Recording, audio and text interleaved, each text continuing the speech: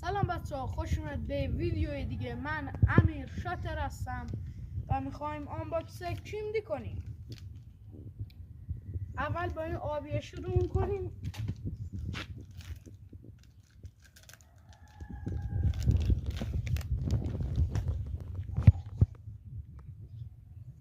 امروز داشت داره این نداره. بچه ها این دوتا کارت در اومد. برو برای آنباکس بعدی با برچسب باشم. یکی ژاوی و یکی یه بازی کنه نه.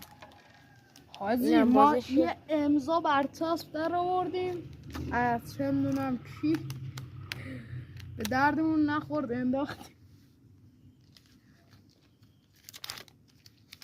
دوستان یه مشکل فنی برای گوشی پیش اومد، تونستیم قطعش کردیم. خب برو برای این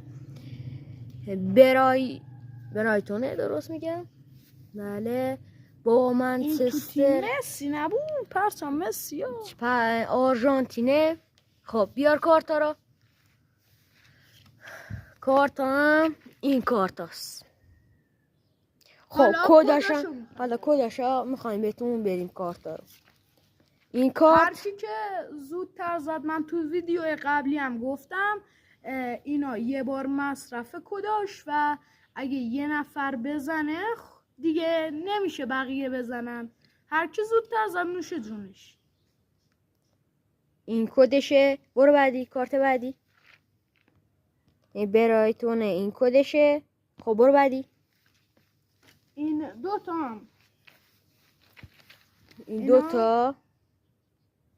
خب کدشه یکی به اون بده. برو بعدی.